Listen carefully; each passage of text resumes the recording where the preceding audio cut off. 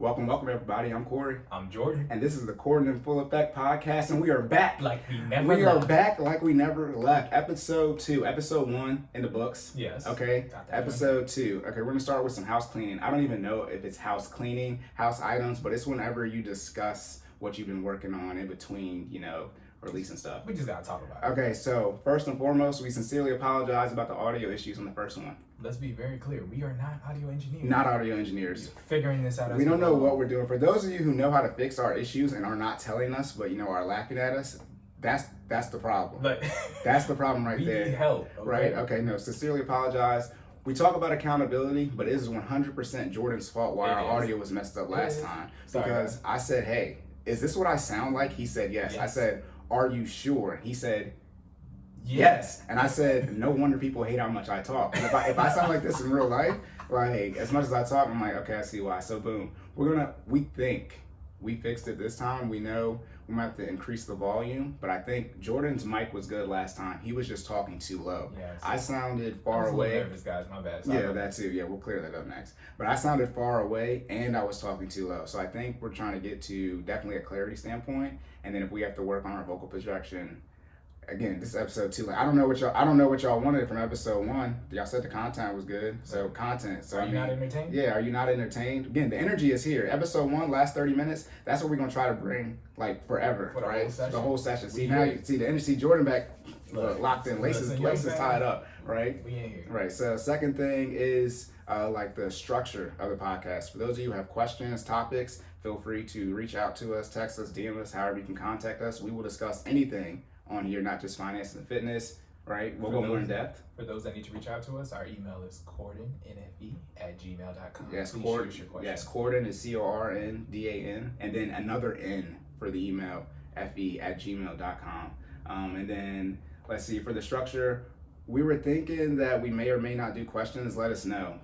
Or if you want the free flow. Yeah. That's what the full effect stands for. We just be like going. This casual conversation things, back and forth. Yeah. You know what I mean? But if you want us to go more in depth on things, please just let us know. And we will always, explain everything just as deep as we can get into it. We're doing our best to elaborate as we go along. Right. You know what I mean? Third thing is time length. The time length. So we said last time that we're definitely not going to go over 2 hours. But then some people said, I just wanted to be an hour. And then Jordan said, why don't you just pause it at an hour and listen to the second one? At some point in time, y'all not making no sense to us.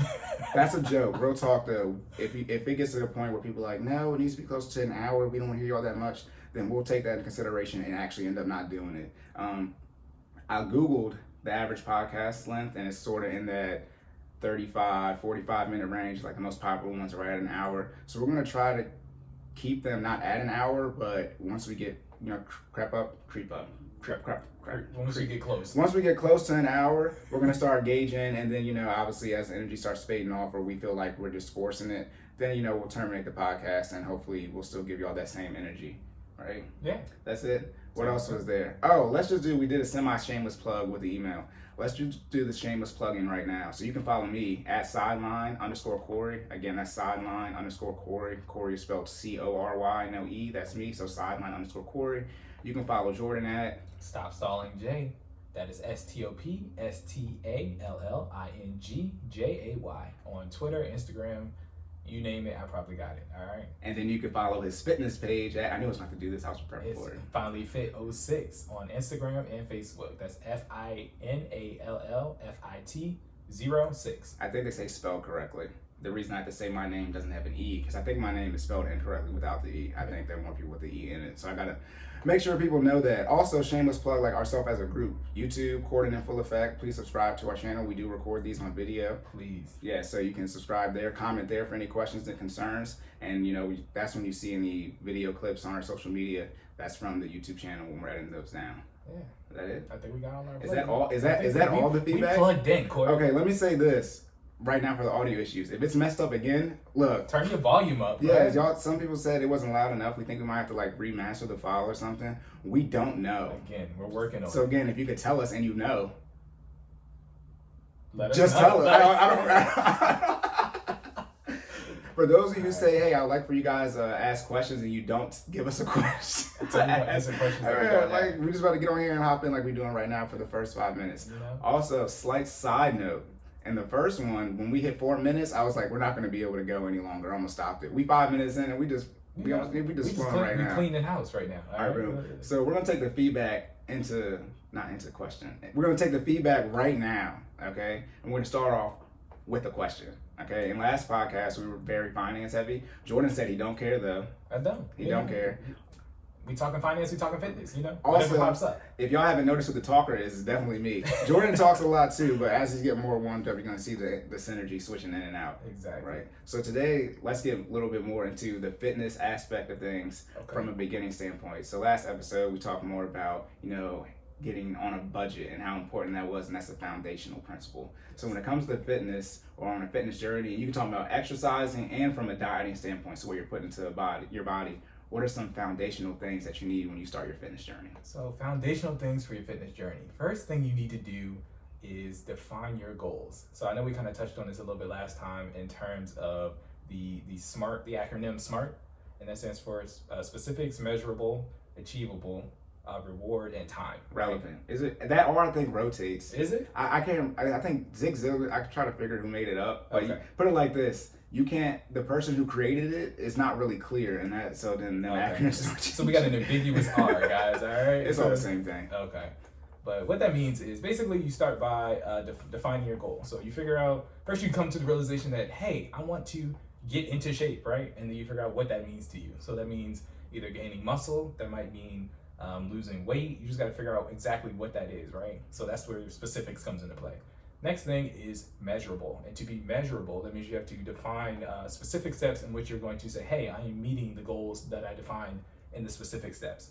So to be measurable, if it's a weight loss goal, you might measure your weight. I would say from a healthy standpoint, you want to measure your weight maybe like once a week. You don't want to do it too frequently, right? It is not healthy to become obsessed with measuring your weight, on a super frequent basis. It can kind of cause a complex. We're not gonna get too deep into that, but just to know, you should only measure your weight on a consistent basis. I would say maybe about every 7 days, right? For a weight loss journey. For weight gain, you again, same thing. You want to make sure you keep track of your weight, as well as make sure you're keeping track of your protein consumption and your caloric intake. For the next section, it would be achievable. So you have to go back to your goal, right? And make sure it's actually realistic. You'd be surprised how many people come up with fitness goals and they're actually not realistic goals. I want to bench 300 pounds. I do too. Can you do a push-up? Can you? Never mind. Start at the bottom, guys. It's okay. Start with body weight, right? Let's be able to do a push-up. Let's be able to run a mile. Let's be able to, you want to. It's foundational, right? Everything starts from the ground up. So you got to be able to make sure you can move what you have before you start adding additional weight, as well as maybe long mileage, right? So again, make sure your goal is realistic for you and what you're trying to achieve. And that's where people like me come in. If you don't know if your goal is realistic, find your nearest fitness professional and/or trainer, and they should be able to help you and let you know that, hey, maybe your goal isn't realistic right now, right? Not saying that it can't be later, it just might not be realistic at this moment, right? So make sure you define that. The next thing is that, again, that ambiguous R, and Corey, would you say the R stood for? I say relevant. Relevant? Reward is not the same as relevant. It's not. We're going to put it like this. For fitness, it'll be reward. For finance, it'll be relevant. And for you can make the R whatever you want. Exactly. So it depends on what journey you're on, right? So we do the R as kind of giving yourself something to look forward to when you finally hit that goal, right? So reward is just a big thing to, how are you going to celebrate when you get to your milestone, right? How are you going to celebrate when you get there, right? So for me, reward was finally getting some new clothes. When I hit my weight loss goal and I lost about 60 pounds, Jesus. Of course, none of the pants or the shirts or the suits in particular, because I go to a lot of dress functions. Shout out to Alpha Phi Alpha Iota Alpha Lambda chapter. Yeah, y'all can see a dead for those watching on YouTube. You can see a dead in the background. I'm not Alpha. That's Jordan. So don't I know how y'all move HBCU. Don't come game banging on me. 06 to the good breast. Right. Don't do that to me. But just so I had to get an entirely new wardrobe, and that's not to say from a budget perspective. Let's be very clear. Do not get your entire wardrobe, even if you need to get new clothes, at one time. Okay, I kind of had to space this out over months and allot that money on a 30-day basis. But what I did is I picked up some pants. Picked up some shirts. Shout out to Old Navy. Talked about that last time. I did. So do what you can to reward yourself. But you just want to make sure that you're once you hit your goal, you are celebrating, all right? You just don't want to zoom past it, because then you'll kind of get a little frustrated with your fitness goal. You got to make sure you stop and come up and, what do we want to say, like smell the roses in the middle of your journey, right? Yeah, So it's that's what that about the process, not the end goal. Yes. Enjoying the process. Philly ain't won a championship yet, but you should trust the process. Exactly. So once they win, we can actually use that. We can use that in full effect, but they haven't won a ring yet. So do what LeBron does in his team hop. And the T, of course, is for time. So you need to make sure your goal is realistic for the time period in which you're trying to set it, right? So if you tell me you want to lose 50 pounds, but you want to do it in a month, again, we got to go back to that A, is that achievable? And I'm going to tell you no. You shouldn't try to lose 50 pounds in 30 days. It's not healthy, nor is it realistic, right? Now, if you tell me you want to lose 50 pounds in 6 months, or maybe even a longer period of, maybe about a year, right? That's a good sustainable pace, right? From there, it is something that is now achievable, is realistic, is healthy, and then we're going back to those habits, right? You want to make sure you're building up a lifestyle habit when you're pursuing your fitness journey, right? My goal is to get you to your goal in the most healthy way possible. But at the same time, I want you to be able to sustain your goal when you get there. If I help you get to your goal and then you revert right back to your habits after you hit your goal, I have failed you as a trainer, okay? So got to make sure that I get you to where you need to be and give you the tools that you need to be to stay there, all right? Right. So that's the foundation for your fitness journey. Exactly. And then so you were mentioning clothes. A lot of times people, the biggest thing I hear when it comes to working out, I don't have any workout clothes. So one, let's dispel a myth, if it is a myth. Do you need workout clothes to work out? And two, what are some workouts you can do without, quote unquote, having workout clothes? Okay, so let's be very clear. Workout clothes are a myth, right? So, and I say that saying wearing workout clothes. Right? Lying. I own Nike. Please go buy their workout clothes. Shout out to Nike. No, workout clothes exist. Please let the stock. So okay, yes, you can get clothes that are deliberately for working out. However, do not let not having workout clothes deter you from starting your fitness journey. That's when it becomes a problem, right? So you can work out at anything. I've seen people literally come from work on their lunch break and get it in a polo and some jeans and some work boots. Like you can work out in whatever you have on that day. Just make sure you're being safe about it. Clearly, I don't recommend running 3 miles in Timberlands if you have them on, but you know what I mean.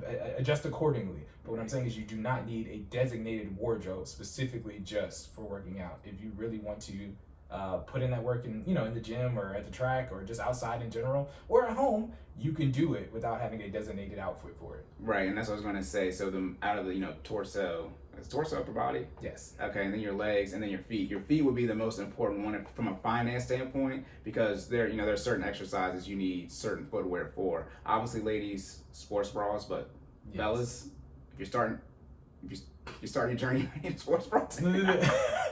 Hey, I want to see for those who didn't know, that's what the full effect stands for. We were highly reserved. We're definitely trying to make sure we don't cuss a lot. Exactly. But yeah, embarrassment is on.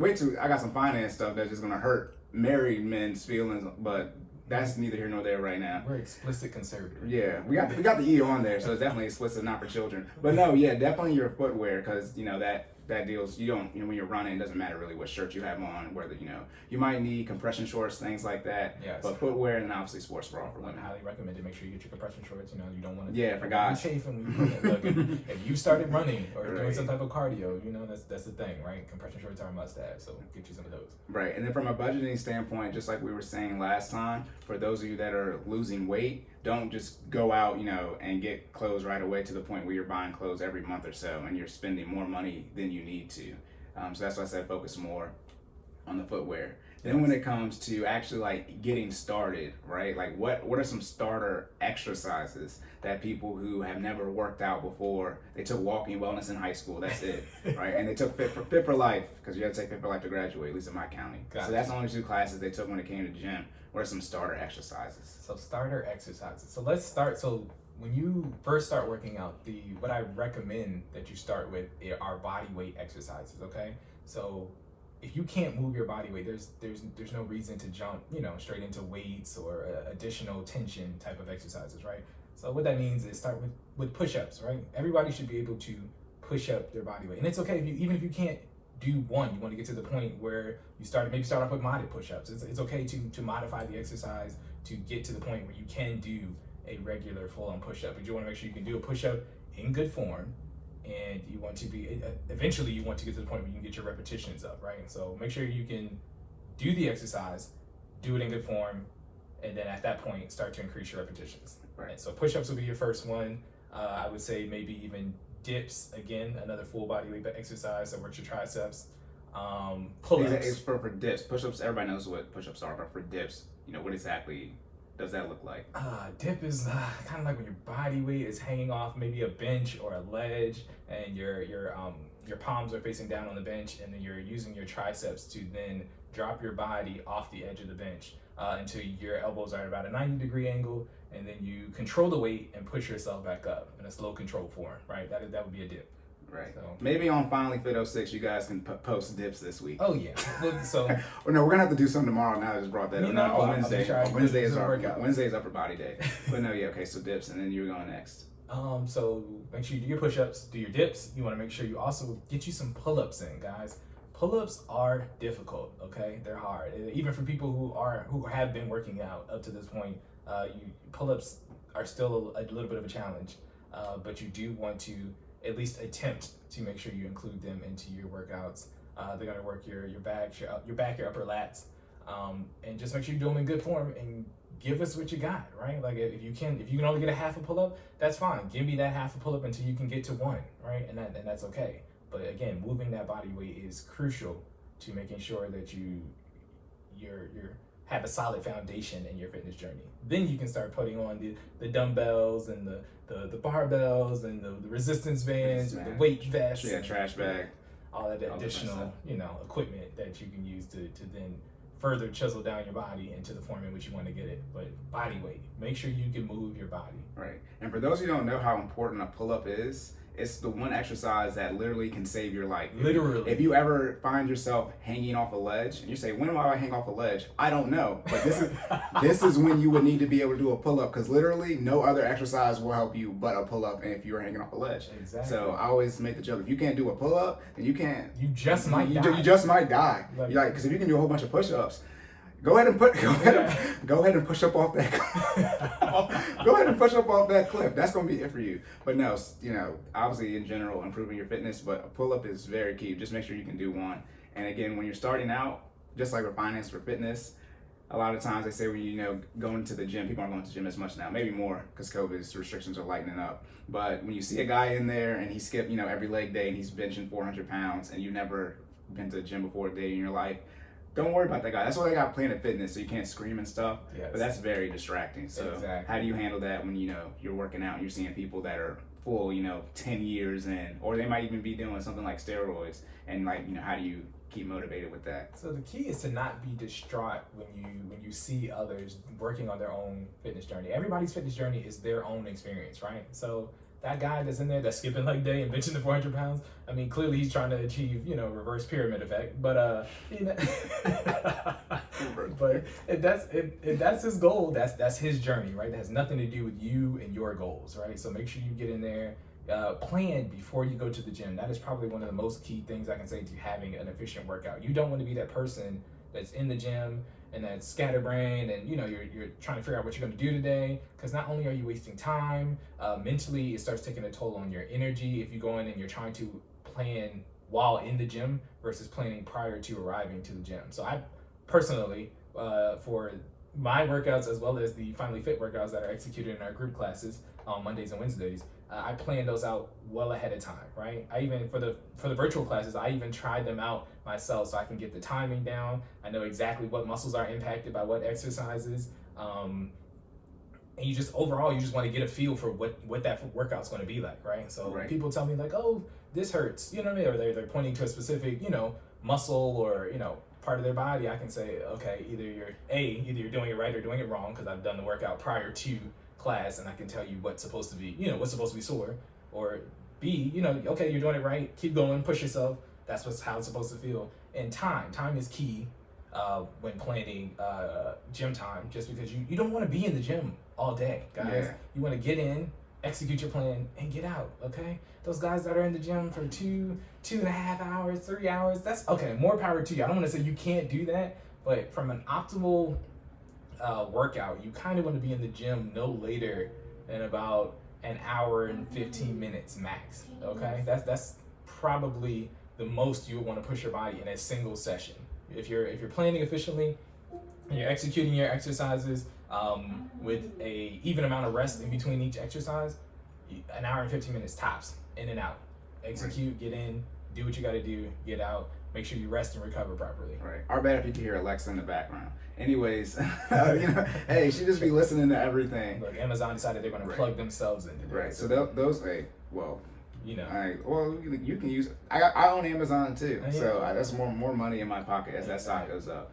But also, you were touching on I was touching on going to the gym. Yes. The FinallyFit workouts are home-based. Home-based. Again, COVID stress tested, so you can get in shape. You don't have to have a gym membership to get in shape, or do you? You have to have a gym membership to get in shape, don't you? You do not have to have a gym membership to get in shape. Okay, we are living proof of that. So my wife and I started our fitness journey actually really heavy right before the pandemic started. We didn't like the way we looked, and we were able to execute our plan that we made for our fitness journey right here in our home or outside. Right? The gym is an addition to what you need in terms of hitting your goals, right? You have your body is a weight, right? So body weight, you don't need to go anywhere for that. You wake up with that, right? And then as far as cardio is concerned, which you need to start burning calories if you do want to create a deficit and lose weight, you can do that outside. You can do it in your living room. You just need to get your heart rate up in a controlled fashion, and then be able to slowly extend that for periods of time, right? So if you're able to do that, which it sounds like you can do without being in the gym, you can have an efficient workout. If you can have an efficient workout, you can be healthy without necessarily owning a gym membership. Right. And then you're talking about feeling sore earlier, like you doing the exercises yourself so you can understand, what body parts you should be using. How important is form? And, where should form rank when you're starting to work out? And, like, how should you prioritize form when you're learning how to exercise? Honestly, form should be number one, I think, in the prioritization list. And if it's not number one, it would come second only to effort, right? I can take a person who is giving me 200% effort, even if they are botching form. You know what I mean? Because you're here, you're trying, you just might not have the concept yet. That's fine, right? You're giving me 200%, I can work with that. That's, maximum effort. So effort would technically be number one. But then close, immediately following effort. One I always say it's like the First Amendment. Right. The First Amendment's like 5. It's just all the first. It's like the First Amendment is 5. They could have easily made it their own amendment. It's like, nah, these are all the first one. Gotcha. So that's how I look at it. Just 1A and 1A. So 1A for effort, yeah. Right? But 1B is form. Okay. If you are not executing your exercise correctly, you may not be hitting all the muscle groups in which the exercise is intended to impact. Therefore, not producing the desired result. So, if you're doing a curl, but you're just swinging the weights up and down fast, when I say curl, bicep curl, let me be very clear. When you're doing a curl and you're swinging the weights up and down, and you're not slowing it down and making sure you squeeze the muscle at the top and controlling the weight, go in the upward motion as well as a return motion, you're not producing the optimal amount of stress needed to rip the proteins in that muscle to be able to allow it to recover later. And then, form the muscle in which you were trying to impact, right? So saying all that to say, form is really important to be able to produce the optimal result for your workout. Right. And when you're sore, that's because your muscle, who knew this, but your muscles are actually breaking down. Yes. And then they repair themselves and get stronger. So you actually rip your muscles, right? Yeah. And then they repair themselves, and that's why you need rest, and they get strong. You get stronger that way. And rest is really important to that cycle, guys. If you are not getting enough sleep, you are doing yourself a disservice on your fitness journey. Sleep, without getting too deep into the weeds of the science of it, sleep has a cycle that repeats on about a 2-hour basis, right? And during that cycle, at some point in time, your body produces proteins, and proteins are what repair the muscles once they've been ripped, right? So if you aren't getting enough sleep, your body isn't undergoing this cycle. If your body isn't undergoing this cycle, you're not getting the proteins. If you're not making the proteins, you're not allowing your muscles to recover, and therefore you wake up the next day, you're kind of, you're a little lethargic. Your body's sore because your body hasn't repeated that sleep cycle enough time to be able to give your body what it needs to be able to go and tackle today's workout, because you're still feeling yesterday's workout. Right. So No, yeah, and obviously drink water for recovery. Oh, gosh. Drink water. I hate to say it, so that's one of those things you feel like you shouldn't have to tell people, right? Hey, like, look. drink water. So I'm gonna make sure I tell you explicitly, drink water. Specifically, as close as you can get to 64 ounces of water a day. But I mean, I feel like a gallon sometimes is a little bit much. I would recommend at least 32 fluid ounces of water a day. The important thing is how you feel, though. Make sure you stay hydrated. If you really want to get super into it, you can look at the coloration of your urine. Darker the urine. Yep, your stool. Yep. Yeah. If you look, if you aren't, you should be aware of what is being disposed from your body. You should be looking at your stools, because there are warning signs there, right? Smooth stool usually means hydration. You're okay, right? When I say smooth, I mean smooth and solid. I know we're not gonna get too much into the poop talk, but you know what I mean. Like smooth and solid stools, you're hydrated. As far as urine goes, the lighter, the closer to like a lemonade, lighter lemonade color, the more hydrated you are. So you want to avoid dark oranges, definitely reds. If your pee is red, please go to the nearest hospital. Yeah. Okay, let's be very clear. Red is bad on any end. Stool, urine, you don't want to see red. Okay. right? But the lighter your urine, the more hydrated you are. Just make sure you are drinking water. Don't overhydrate. Okay. I know people are out here. Water poisoning. You can't kill yourself from drinking too much water. It's hard to do, but you can do it. Let's be very clear. I mean, you get too much water, what happens? You drown, right? Like don't drown, guys. I mean, I know And drowning is more painful than being lit on fire. If you didn't know that, you always choose that option. To get lit on fire instead of drowning. Is it? I didn't know. Internal pain is worse than external pain. Now, I don't know who they tested to figure out if truly drowning was worse than being lit on fire, but word is that external pain isn't as bad as internal pain. Wow, I did not know that. I mean, put it like this. I've almost drowned. I can't swim, but my man had to save me one time. But when you can't breathe, like when you hold your breath, and that really hurts. Is that worse than like external pain, right? Because that's internal pain. But I've also never been lit on fire before. But just any type of external pain in general, that's what you feel when you get lit on fire. Gotcha. Right? Okay. So that's regardless.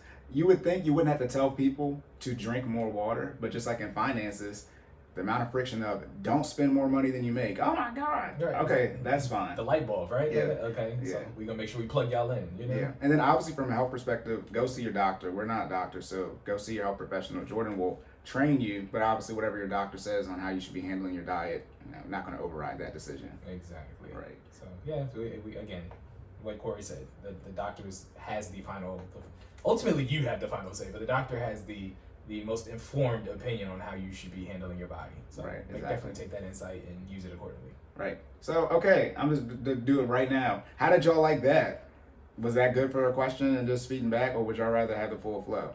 Just let us know. Now we're gonna keep it a band. Keep it a band. Did y'all not? Did you or did you not like that? You want us to keep doing that type of stuff? I liked it. It was cool. Look, man. So now I'm biased. Right. Okay, so that was fitness. So then let's switch to finances. Right? So let's see if this is gonna work. Jordan, do you have any finance questions? Do I have any immediate finance questions? Honestly, Cory, no. Because okay. I reach out to you a lot, right? Other than this podcast. But, exactly. So I always said we're gonna try on the first podcast release on the first of the month. We'll go more in depth on budget. We did budget last time because that was the first one. So now I know we talked about paying off debt in the last one, but we're gonna go a little bit more in depth into how to handle debt. Okay. So when it comes to paying off, we're just gonna talk about debt in general, but we're gonna go more in depth when it comes to actually paying it off. So when it comes to debt, there's a conversation of good debt or bad debt. Okay. And nobody truly knows what it means. In general, when you say bad debt, that is consumer debt, but then you quote unquote need debt to get your credit score up. So for our people in the back, what's consumer debt? Consumer debt, in all honesty, I don't know, because I don't even know why the word exists. But when I know what it means, but when I say it, it's like what consumer debt in short is anything that isn't mortgage debt. Okay. So it's when you consume. So anything that you buy. I don't know if student loans is that considered consuming something, but student loans, car loans, credit card debt, medical bills if they're not on credit card debt, payday loans, title loans. All those, like I said, anything. So literally, anything that's not is generally considered. House. Yeah, that's not your house is generally considered consumer debt. Okay. And each of those debts had, well, not each of them. Something. Let's talk about the bad debt first, and you guys can disagree on what you consider bad debt or not. All right. First type of bad debt, payday loan. This is not a question. This is not up for debate. Payday loan. The worst type of loan to me is student loans and taxes because you can't bankrupt them. But payday loans charge interest. So for clarity, when Cory says you can't bankrupt them, Oh, you yeah. bankrupt. You kill your finances, suicide of your finances. Exactly, but a lot of that stuff goes away. So yeah, that Well, doesn't happen with student loans, and that doesn't happen with, what was the other one? And taxes. And If you owe taxes. So that means you file bankrupt if you want to. Student loans will still be there. This is why I get sidetracked, but I just have to. So that's why when they talk about student loan forgiveness, you can't bankrupt your student loans. So let's say they forgive your student loans, and right now, as it's said, you have to pay taxes on whatever is forgiven. But then now you owe taxes, and then if you can't pay your taxes, you're in the same situation where you got debt you can't bankrupt. Well, I'll get into It's student like loans, scooping but water out of a sinking boat on the left side, and the right side starts sinking. I think the phrase is it's like clean up piss with water, water with piss. Isn't it? You're not helping the situation At all. But yeah, so first payday loans though. The interest rate on payday loans, they're so high. They're triple digits. Sometimes they can be quadruple digits. And usually payday loans are people who aren't even living paycheck to paycheck. They're living worse than that. So they need money before they even get paid. And then so they get charged very, very high interest rates. And usually people that need payday loans, since they're living worse than paycheck to paycheck, they use their payday loans to fund their lifestyle. So they just essentially just continuously use payday loans. That's what the lower class use, people in poverty. And that's why the joke is for the middle class, credit cards is their form of payday loans. People just use credit cards to fund their lifestyle. So that's the first thing, payday loans. If you have payday loans, it likely means you have an income issue. The great thing about an income issue is that it's pretty easy to define. Either you do or don't make enough money. I guess I can switch slightly into that. So the interest rate on a payday loan is higher than interest rate on credit cards? Oh, like 10 times Oh. at least. Interest rate on payday loans are in the triple digits. Oh wow. Yeah. Before the decimal. They're like 100%. Okay. Triple digits. Yeah, that's credit cards are like 10, 15, 20%. Right. A payday loan be like 250%. Okay. Yeah, payday loan, let's say first, not even a debate. If you have one, you can reach out to me and I can, help you pay that off and see what we can figure out. But that's why I said it's for the middle class, their credit card is their payday loan. They just use it to fund their lifestyle. And that's why it's like credit card debt. It's just it just seems impossible to get out of if you don't increase your income. And since we're talking about paying off debt, we can talk about income because that's what you use. There are 3 things you need to look for when it comes to paying off debt or really how your finances are being handled. You either have an income issue, you have an outgo issue, so your expenses, or you have an income and an outgo issue, right? For those of you that code, right, if conditions, both of these have to be true. Right. Now, the great thing is when it comes to an income issue, it's very easy to define. What's an income issue? What do we deem as an income issue? An income issue means you don't make enough money. Right, and what do we call people who don't make enough money? What are they in? Poverty. So people, so if you're not in poverty, you're gonna have a hard time proving that you actually have an income issue, Gotcha. right? Because you're not in poverty, and about 20 Pareto distribution, 20% of people are in poverty. So most of you aren't in poverty. So if you don't have an income issue, by definition, you can't have an income and an outgo issue. So what's your issue? Option 2. Outgo, your expenses are too high, and now we're talking right back into debt. Remember when I said financial stress, right? Stress, anxiety, depression, suicide, and I said you're not anxious and depressed, you're just broke. You have an outgo issue. And a lot of people, they think they have an income and an outgo issue, but they actually have an outgo issue. And their outgo or their expenses is a percentage of their income. So people do lifestyle inflation. So as they make more money, they just continue to spend that same amount of money. And once you realize you actually have an outgo issue, not an income issue, you can start attacking your expenses, mainly your debt, and paying things off. Stop spending so much, guys. Yeah, don't spend so much money. So second type of debt, then now I got that out the way so you guys can figure out, how to actually pay stuff off. Second thing would be, I don't know where to prioritize this, but I would say credit card debt. Let's switch from, go ahead. No, I'm just asking why credit card debt. I would say credit card debt. I would say excluding student loan and taxes. Let me put it this. Student loan and taxes are first, just off the strength that you cannot bankrupt them. always know, especially in the credit card game, when people are saying, you know, you can always rehab your credit, always file bankruptcy. Well, you cannot file bankruptcy on taxes and student loans. That's why I mentioned last time, if you owe taxes, student loans, they don't have the same power as taxes. But if you owe taxes, it's not even a discussion. They gotta go. It's a matter of time. They gotta go. Yeah. And then same thing with student loans, right? You can't bankrupt those either. And so they just cost so much money. But I'll get into student loans after, I guess. I'll do car loans after credit cards. Okay. I guess I just gave it up. Gotcha. But so for credit cards, I'll just switch to that since I did payday loans first. And so we'll go from the payday loans of the lower class to the payday loans of the middle class, which is credit cards. Gotcha. Credit cards, in general, not in general, 90% chance I wouldn't recommend people using a credit card on a monthly basis. I know there's the conversation of you need a credit card to get a credit score, you know, out of all the different options to get a credit score. The great thing about credit scores, we hope, is that everyone is graded exactly the same.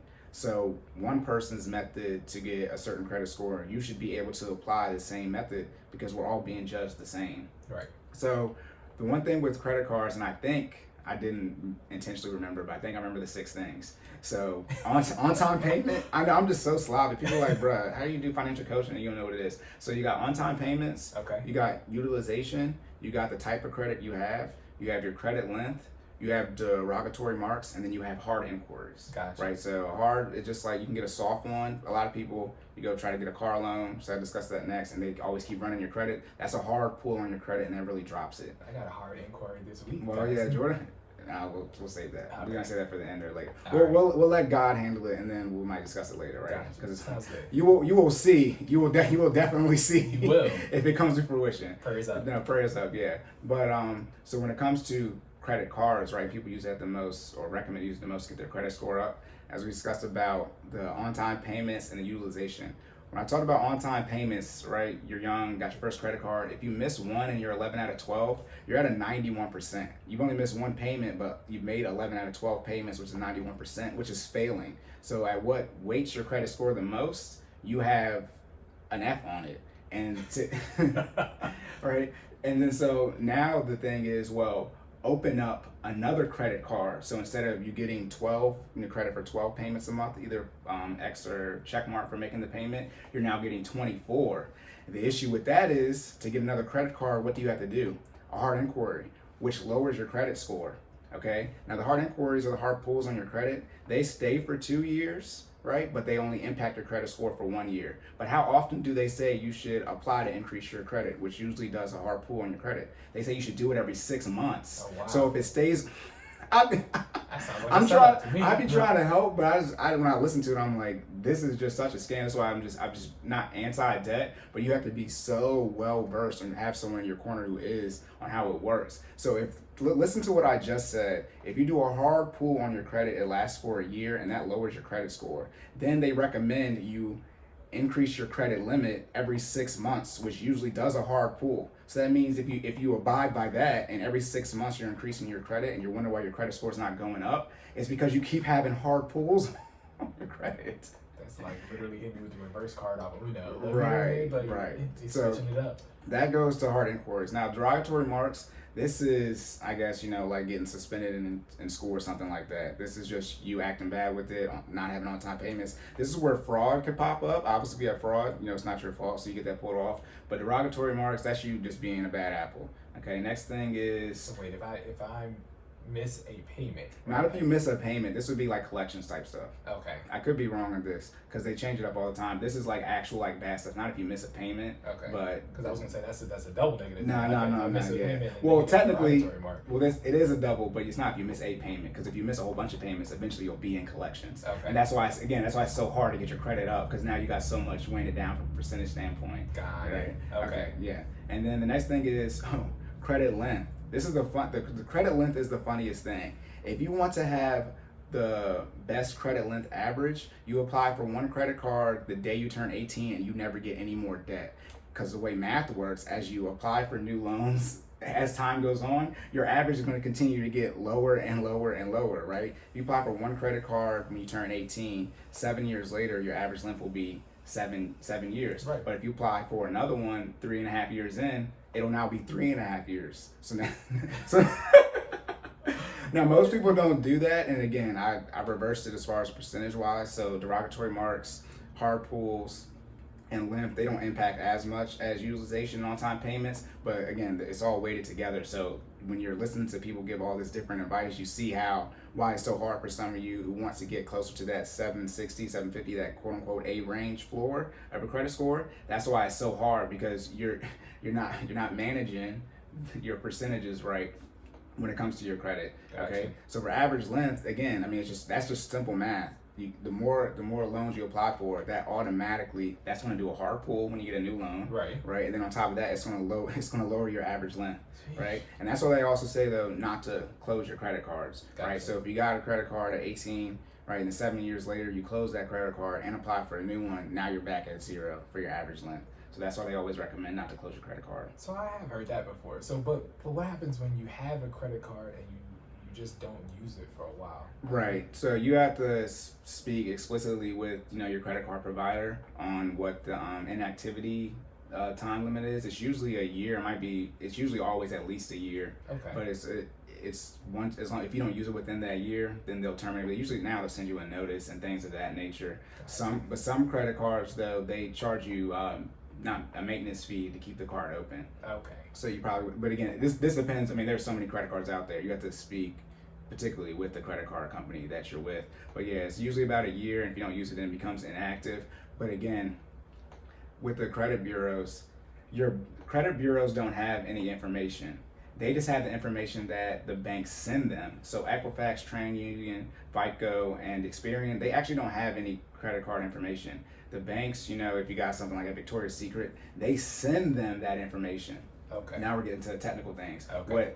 When I'm putting information in a file, what's in the file is what the credit card company receives. They have no control on the information in the actual file they receive from the bank. Okay. So for some people who try to get something removed off their credit, and they got it removed right off Experian, and they want to know why it appears back up, it's because the file that the bank is sending still has whatever the issue is you got removed off your credit. So if you don't want to remove it, you do want to remove it from Experian, whatever the credit bureau is, but it also has to get removed from the file that the bank or the credit card company is sending to the credit bureaus. Because as long as it's in that file that they're sending, right, it's going to keep showing up over and over and over again.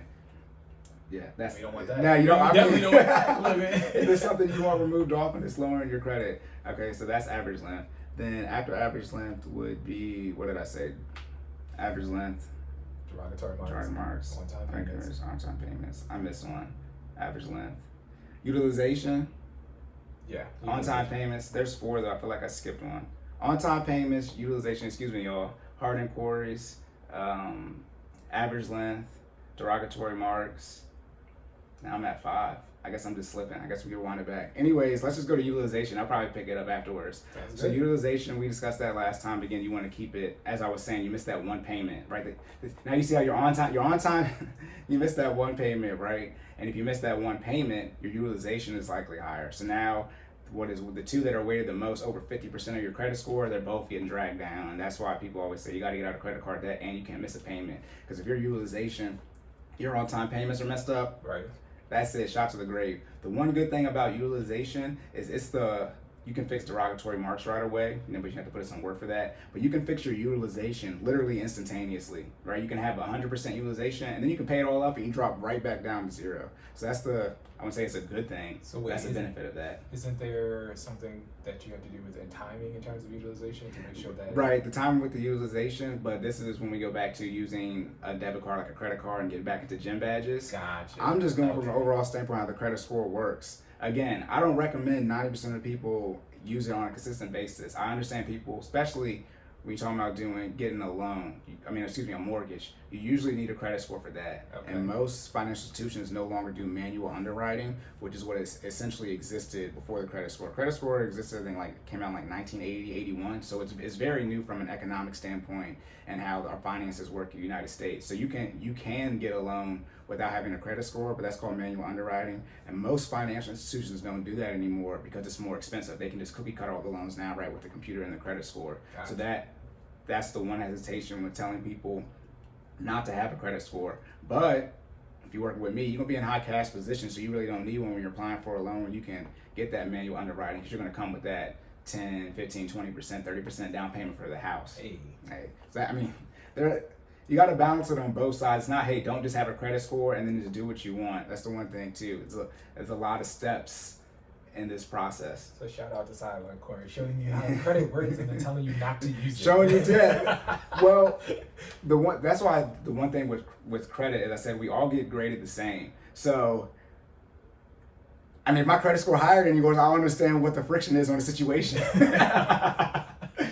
I'm not going to say what mine is, but it is high. Shout out to the people who have 800 though. I haven't gotten there yet, but that's because I was there, but I paid off my car loan. That's the one thing too about credit. So you have to. So technically I closed an account, but like, I got less debt now, right? And then I don't understand why my score dropped. Dropped like 4 points. So your score drops when you pay things off, guys. Right. That's what we're saying. Well, it's not because I paid it off. It's because the account closed, right? Why did the account car loan, because it's a car loan. That's different. Okay. Car loan is an installment loan. An installment loan. It's not revolving debt like a credit card or like a home equity loan. So once you pay it off, it's technically closed, and then that drops the account. Oh, that's what I'm about. Yeah. That's the one I missed. The open accounts, the type of open accounts, and I was saying all the different things. Okay. So again, utilization, you want to keep under that 30%, 29% threshold. But the great thing about it is when you're getting out of debt, you're going to be paying your credit cards off. So your utilization is going to drop right down to 0% once you pay it off. So you're going to go on that end. Exactly. When it comes to types of accounts, that's all the type of loans that we're going to be discussing. We said good debt, bad debt. They usually look for types of accounts / open accounts. They usually want you to be in here's the scam. You usually want to be in like the double digits for type of loans you have actively open. But how many times, that means you have to apply for 11 loans. So if the hard pull is required for you to get a loan, that's going to take you at least 11 years to get that many, which for most of us trying to buy a house right under 30, that's just not feasible. The good thing is though, you can get an 800 credit score without having to have all these account opens, which is why, not that I'm anti credit or anti debt, but it's people play it the wrong way with the way things are weighted. Truthfully, I had two credit cards, and I did when I was in college, like most people. Max, it was only $1,000, but that joint was always about $900, $950, and I was just getting gas to get by. So was your first credit card a secure credit card? No, it wasn't. That's the one thing too. For me, just do it. Like like Nike. Yeah. Well, hey, I didn't wear it today, and I got the shorts on today. But people do you can get on a relatives who has good credit, and you get all their credit history. The issue with that is you gotta start earning your own stripes. I know everybody like Lion King, Simba, but you gotta earn your stripes out here, Tiger, Legacy type stuff. No referees, no zebras, but you gotta earn your stripes. So for me, I want you to earn that because like we always say, you gotta build your habits and be accountable. But if you just and you can't inherit a credit score, but I guess you can from that standpoint where you can just get their history, which I guess is inheritance in that standpoint. Right. But if you don't know how to use credit properly, and then you just get an 800 credit score because you had your mom or your dad had an 800 and you get all their credit history, I don't recommend that. That's not the move, because then you have to know something about credit, and it doesn't take that long to get an 800 credit score, and you actually, you don't need it by what? 30? You can get it before 30. You don't need an 800 credit score, especially if you got all that debt anyways. But back to the types of loans. So usually they want to see, as always, you're good. Usually when we be talking, you gotta drink water. Parched down here. Right. Usually they want to see, as always, lots of credit cards. But with credit cards, you just got to keep applying to get new ones. They want these types of accounts for this section. They're all different accounts. So it is different from you having a credit card, right? And let's say you increase your balance and you get like a whole new credit card. Right. That's technically still viewed as one account. It's like, even though you have a different card, a different number, it's like getting a whole new line of credit accessible to you. And that's what they look for. And then I said, again, but they're looking for that really pre-mortgage, right? Because once you get really you just need a credit score to get the mortgage, right? You're just building your credit score up until you get the mortgage. And after that, why do you really need that? Gotcha. Right. So credit's essential for property. In the words of Joe Budden, when he was talking to Lil Duval, he said, "Oh, you want to get into real estate? You want to have credit? You can pay for stuff cash, and that." Okay, yes and no, right? So for those of us who don't have cash for properties, right? What's with you know what I mean? Like, if you're working with me, you're gonna get humbled real quick. I'm gonna tell you, you probably don't have the money to to use the credit that you're trying to get. If you want to use credit, you have to have a lot of cash on hand or discretionary income. Again, that's why people have so much credit card debt. If you have credit card debt and it's non-medical bills, right, not due to lack of you being underinsured, the only reason you have credit card debt is because you were spending more money than you make. I don't care what people say. You can fight me on that all you want. But if you, like we said, even if you use a credit card, right, as quote unquote a debit card, and as long as you're spending less money than you make, you should never have credit card debt. But then when it gets to credit card debt, it's not like people have, $1,000, $2,000. Like they have more than they make in a month. Yeah. And then the one thing with credit card debt is people put your bills on there, and a lot of people say, no, I paid my bills. Like you don't. When you make a transaction on a credit card, the credit card company pays that bill for you. So let's say you put your light bill on your credit card. Right. Your light bill is paid. The credit card company pays that for you. Then you're paying them the money back. But let's say you have a $100 charge for your light bill. People are like, damn, $100. Right. So you got your lights off. Right. You got a $100 charge for your light bill, and let's say you go spend $100 at Target, right? So you got $200. Right. And you're like, oh, I'm gonna make the $100 light bill payment that I budgeted for, and then that also includes my. So let's say your minimum payment is $20, right? So that's all inclusive. I'm like, oh, I pay $120. I'm good. I've got $80 left, and I pay my light bill. You didn't pay your light bill. Your credit card company paid your light bill. You still owe $200. You gave them $120. Now you just owe $80, and then that interest gets charged on that $80. You actually don't pay the bill. I know you get credit for it, and they're not looking for the money. Right. But it actually doesn't work that way. The credit card company pays the bill, and that's why you owe them money, because you can't say, hey, I paid my light bill. Right. They're gonna look at you like, no, we paid your light bill, and you just owe us money in general. We really don't care what it was for. So people sometimes get confused on that. And then the last thing is on-time payments, which I touched on. Gotcha. Right? Yeah. And so if you miss an on-time payment, don't do it. Yeah, don't miss a payment. That is the one. We talk about drinking water. When it comes to people who are pro credit, never miss a payment. You can't afford to do that. You gotta wait 7 years for that to get off your credit. Sorry. It's no other way around it. Right. Go ahead. So you mentioned discretionary income before, so elaborate. Okay, discretionary income. All right, me, always back to I talk the budget all day. Gotcha. So when it comes back to discretionary income, again, budget, income, how much money you make gets deposited into your account. Funny thing is, when money gets put into your account, it's called a credit. They didn't try with these words. So it's called a credit, right? Then outgo, right? Your expenses, that's the money that's being debited from your account, right? So you subtract your outgo from your income, you have a certain amount of money left over. We talked about the financial house, food, shelter, clothing, transportation, insurance and emergency fund. Then you're gonna add in your debt payments, right? And then that's it. So there are only 4 things you can pay for: your necessities, debt, investments, and then your lifestyle. And usually that's the order you should pay for them. Most people usually put lifestyle and debt at the very tippy top. That's when I get back to that grocery bill. It should be your first line item. Most people put debt and lifestyle at the very top, but you should pay for your necessities first.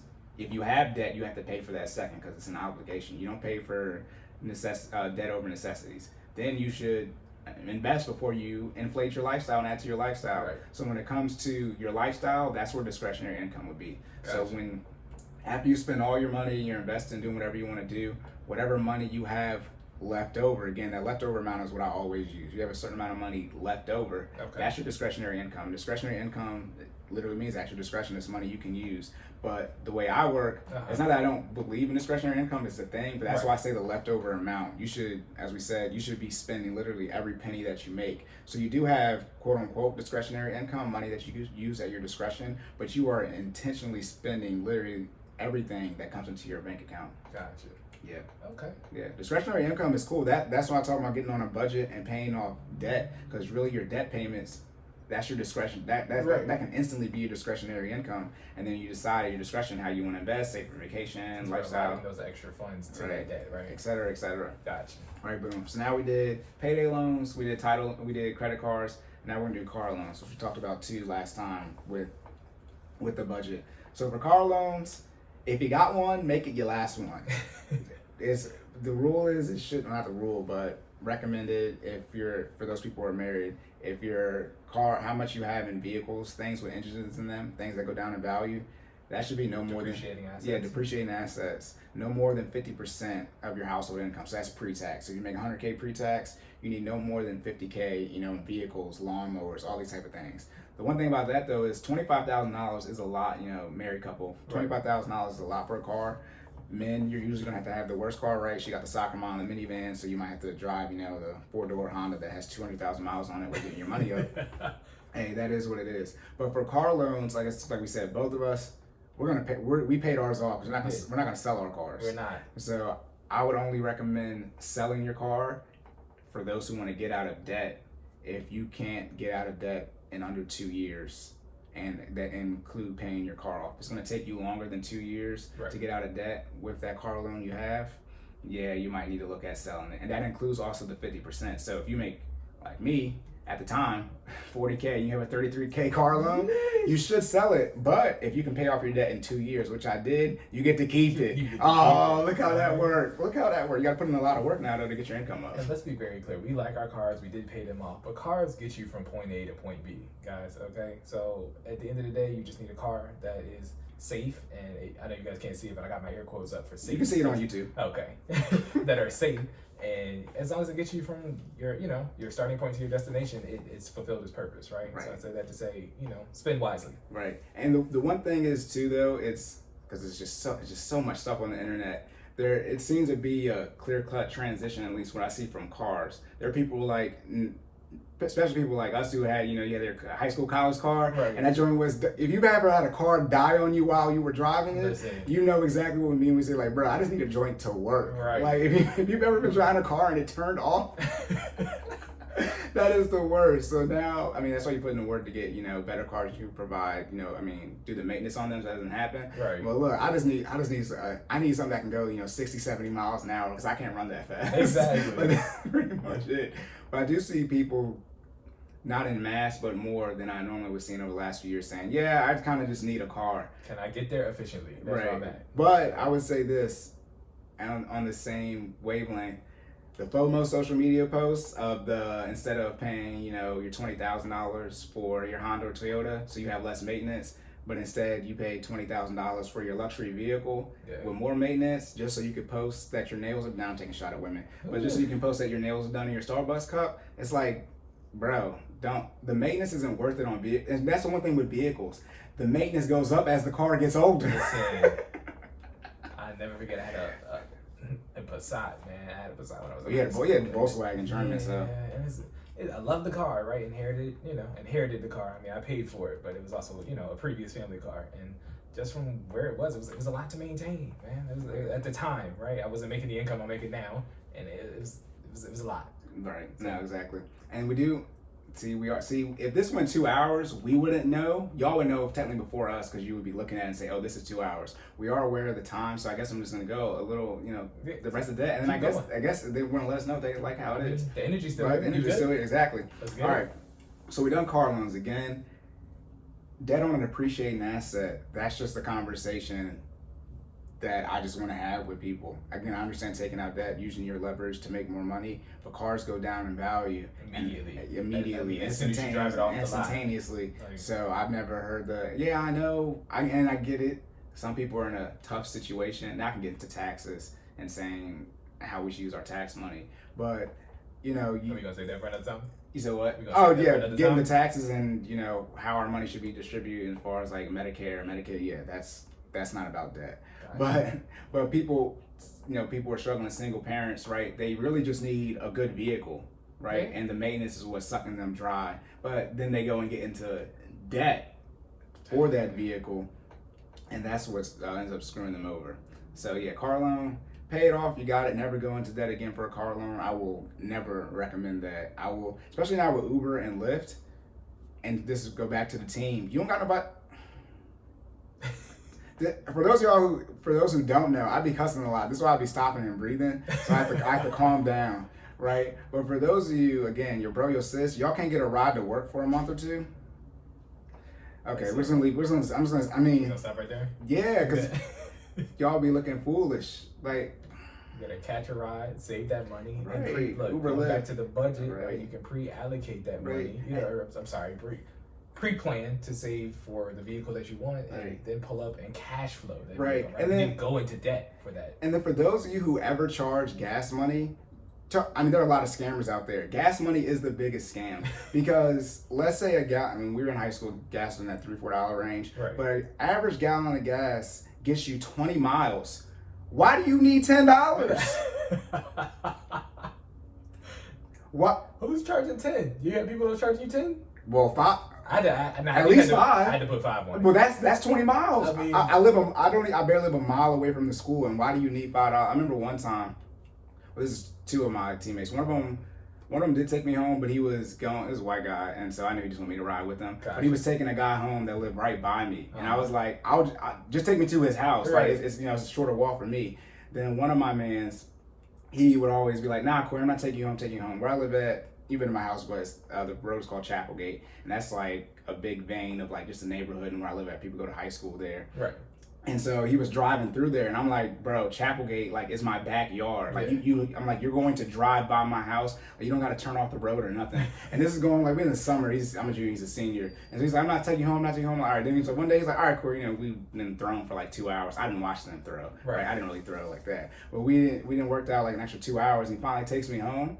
And then like he actually was like, I'm gonna take you to your house. And then literally just make that tight, this one little left, and then I'm like, all right, stop. He like, dang, you live right here. I'm like, yeah. So I was like, I would have been taking you home. I'm like, I know. You just would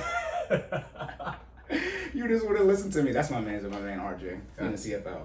But no. For those of you who charge gas, yeah, especially now as an adult, I couldn't even imagine charging adult friends that need a ride. Like even Jordan. Jordan lives damn near an hour away from me. If he needed a ride to work, I would. Now that we have Uber and Lyft, I would just pay for him to get an Uber.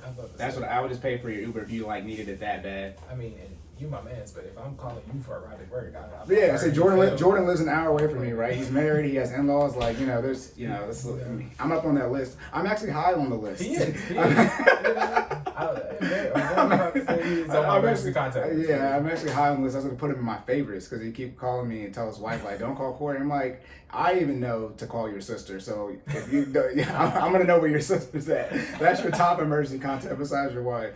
But no, yeah, people charge for like if you got friends. I mean, some people do it now. They will charge people for gas money, like their adult friends. And it's like, bro, $5-10. Where am I going 40 miles?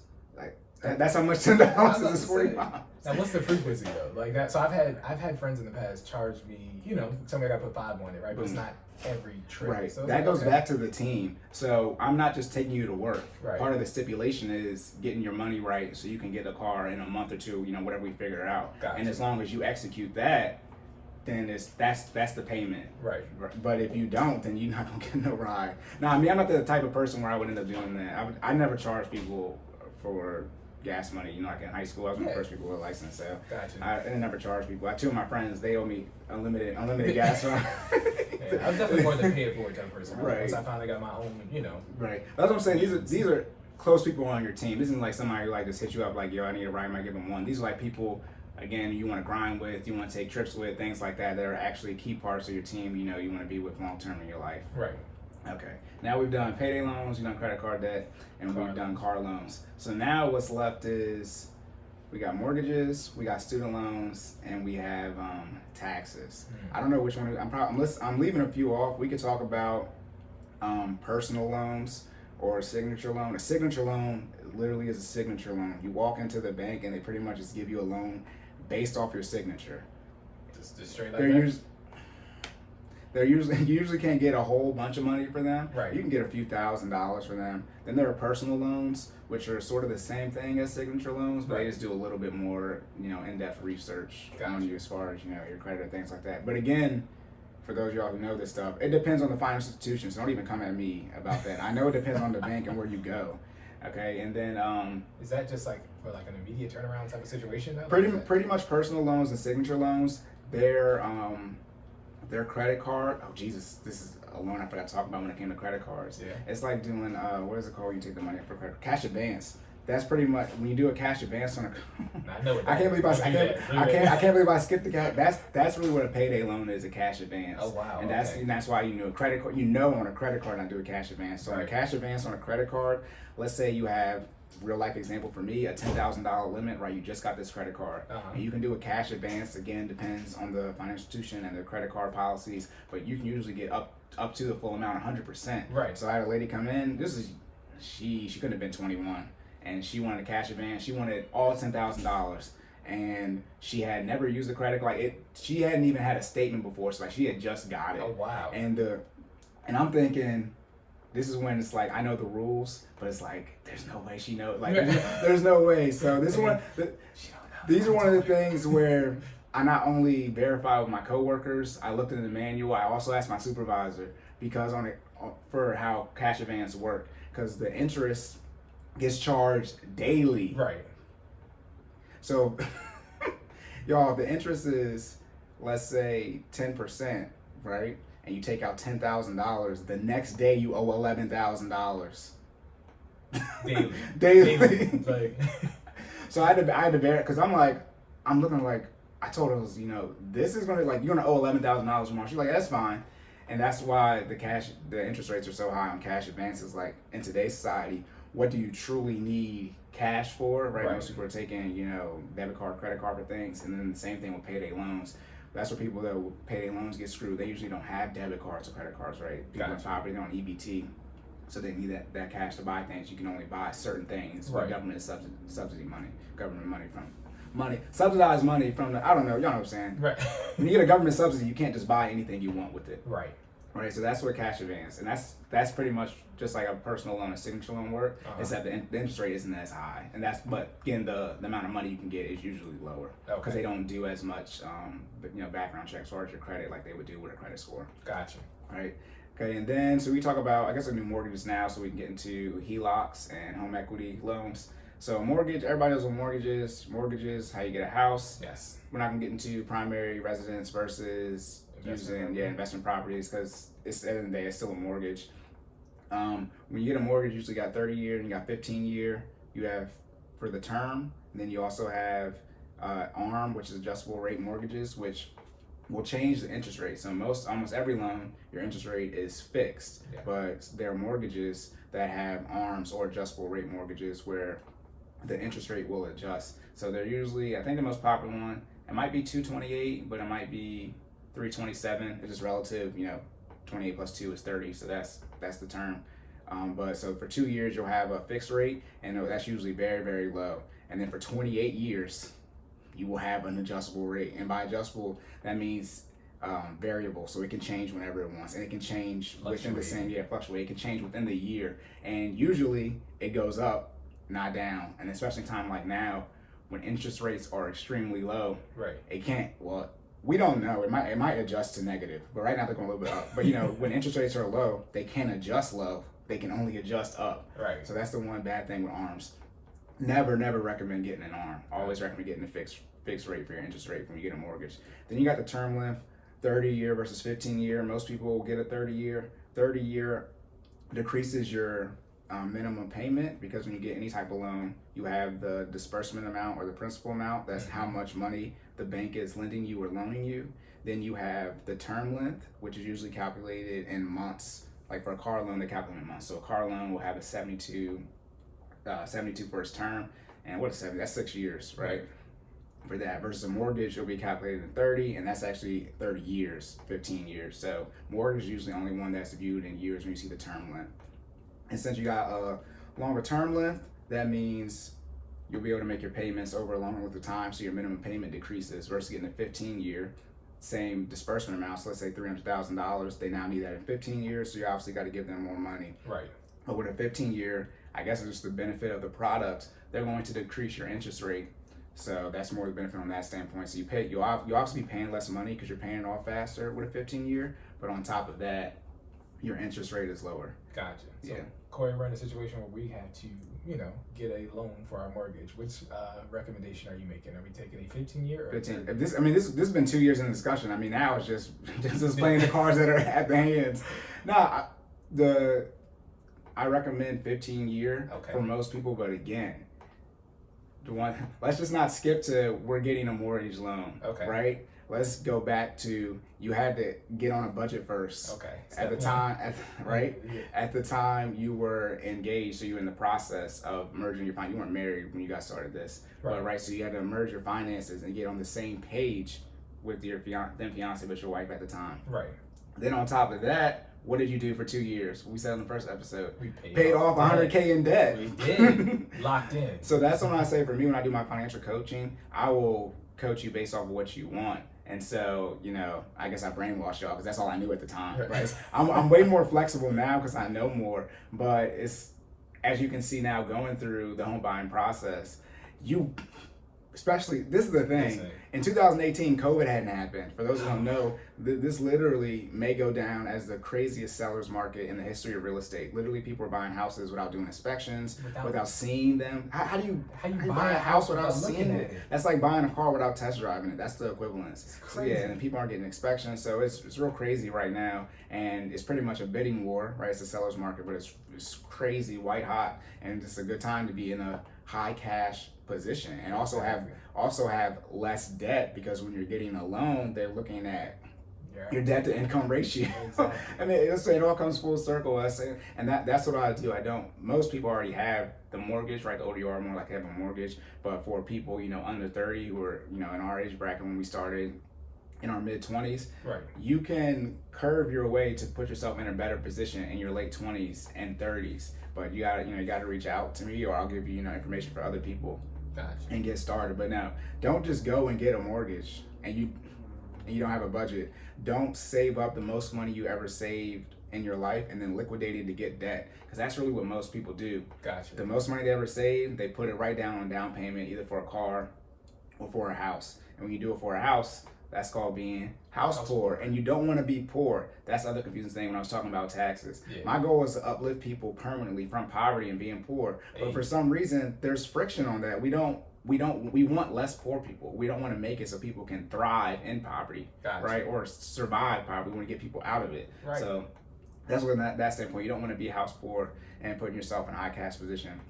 We'll prevent that. So I know banks produce products, and of course loans are those, right? So, so just to be clear, there is never a position that you would recommend a ARM, no. Okay. An adjustable rate mortgage. Yeah. I mean, teach their own. Okay. I mean, all right. The way I would, at the end of the day, it's my finances, it's your finances. I always say, I could be a jerk, but I'm empathetic with future you. Right. Like, so you can go ahead and get the ARM, and I can help you manage the ARM. But I just recommend you just don't do it. Okay. That's what I always say. Is like, you can live this lifestyle, but you're probably not willing to put in the work to get out of it if the negative things happen. I know the information to get out the negative things. Let's say with finances, you probably, talking about mental makeup, you don't got what it takes to go through bankruptcy. Which, that's a good thing, by the way. That's a good thing. That can end your marriage, right? So let's not go through bankruptcy. Sorry that I'm trying to help you avoid going through bankruptcy. So we'll put the necessary steps so right in place.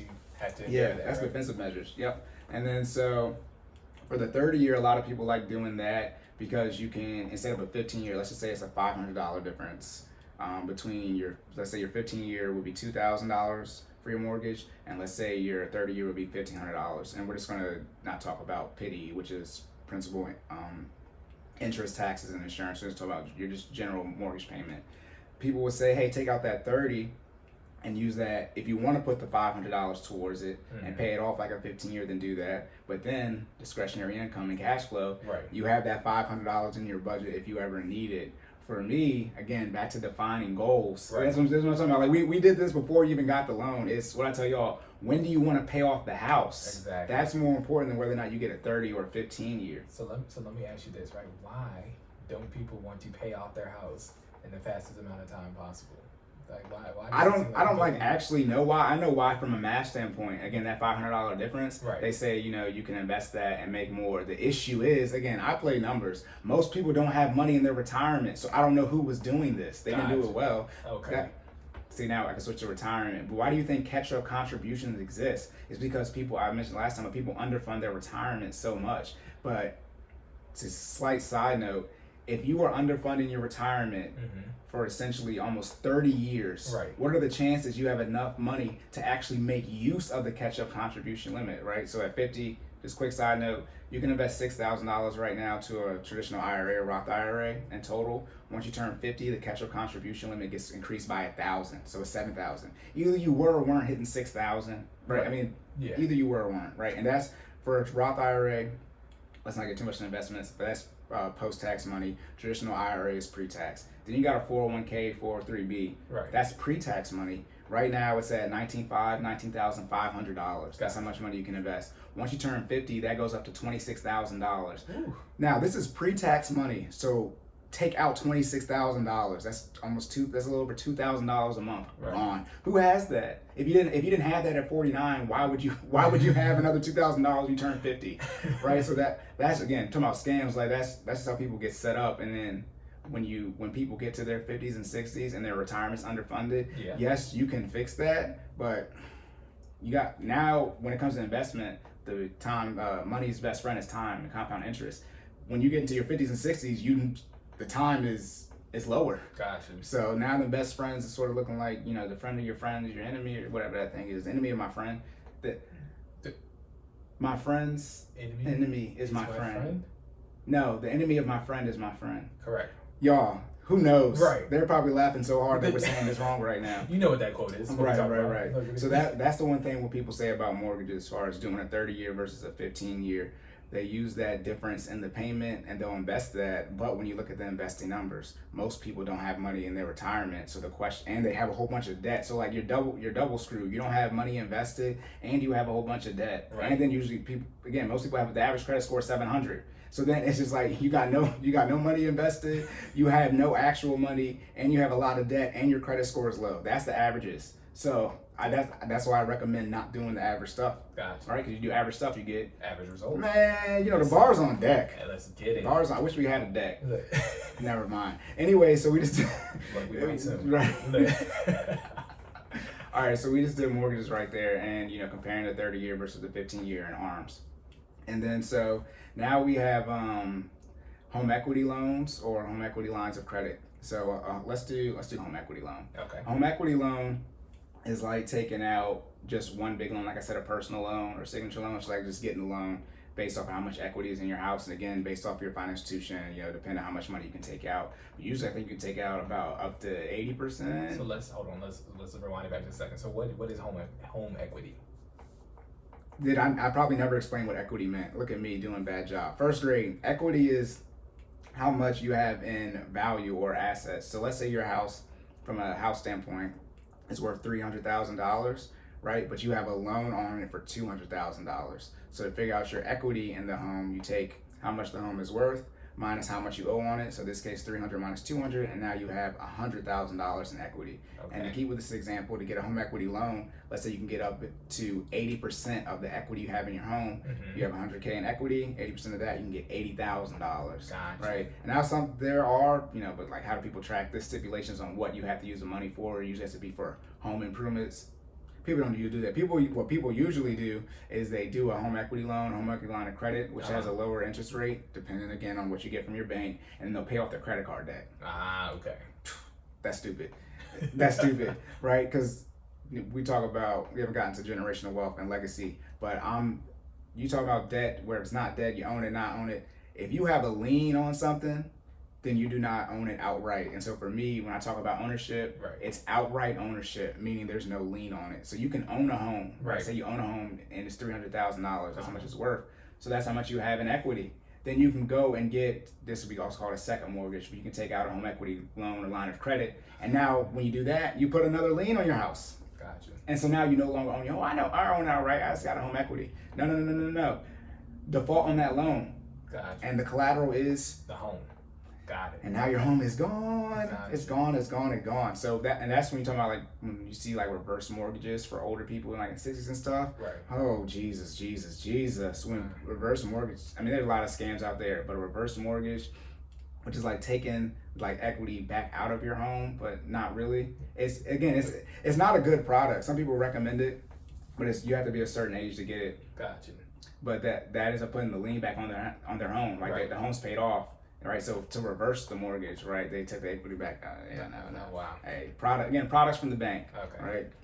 Okay, and then we got home equity line of credit. Gotcha. Which is a line of credit on some installment loans versus resolving debt. So it's like a house credit card?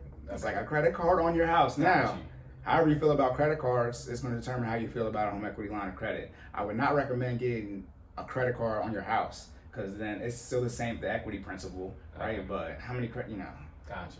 That's a lot. And again, is the interest on that usually higher? The interest, again, it always depends with the home equity mortgage type things. It always depends usually how the market is doing. That's the when I said on the first podcast, if you have an interest rate above 5%, the bank is telling you we don't think you're going to pay back the loan. Gotcha. That's for everything but student loans, credit cards, and mortgages, which sort of go. I mean, credit cards are usually always high, but student loan and mortgages are just based off of where we're at. So right now, 5% is a lot. Right. I mean, if you got quoted for a 5% interest rate in the last year, I mean, the bank just because they giving out doubting you is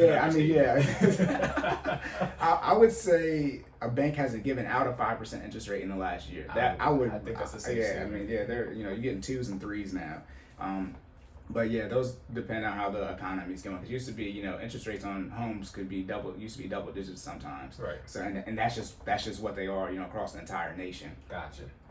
So yeah, the home equity line of credit, just a credit card pretty much on your house. And again, people usually quote unquote use that for like remodel. Like people get a kitchen remodel done, which is tens of thousands of dollars. But like you put another, if you haven't paid off your house and then you get a home equity loan or a home equity line of credit, you put another lien, you double liened. I don't even know if that's the right phrase. But now you have 2 liens on your house. So you have to pay both of those off. If you default on either one of those loans, your property now will be seized as collateral. So they're the same stipulations on the home equity line of credit as there on the home equity loan, like it has to be used for home repair? Yeah, that's quote unquote has to be used for. You can put that stuff like write off on your tax and things of that nature. But like I said, I didn't.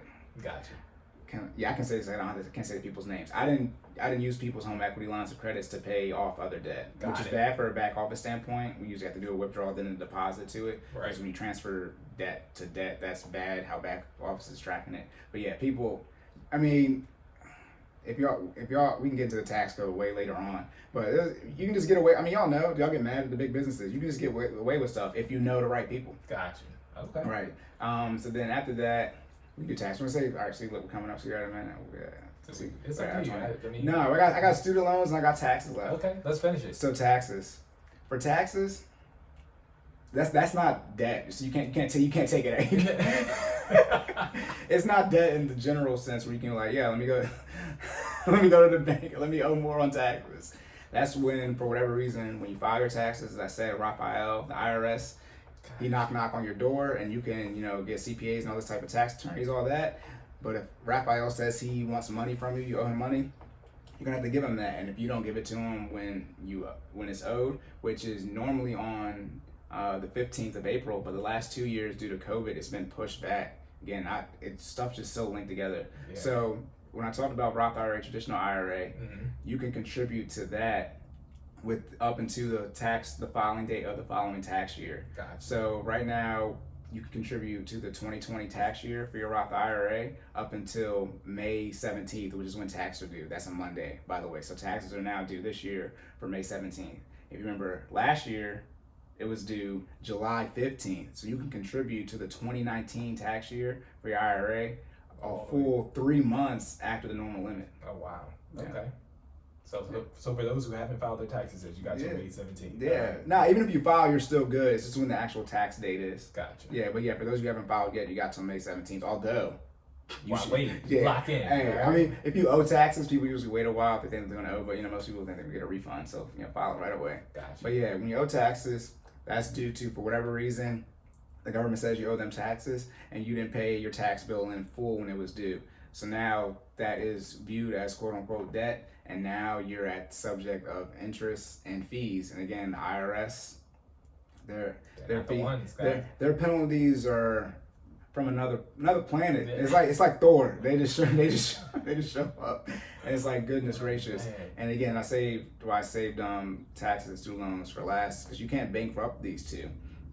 So if you can actually bankrupt taxes and student loans, but you have to be deemed significantly disabled. Oh, wow. And when you're highly disabled, you get money from the government. So there's no point of them, they're just getting their own money back. Right. But you don't want to be deemed disabled, because then you can't actually do stuff. Gotcha. Right. So yeah, for taxes, again, if you need a CPA, reach out to one. You got to be careful when you're doing the stock options. A lot of people got into GameStop, right, and then none of them knew about short-term capital gains tax. Ooh. So you have to pay your ordinary income on that. So 10, 12, 22, 24, 32, 35, 37%.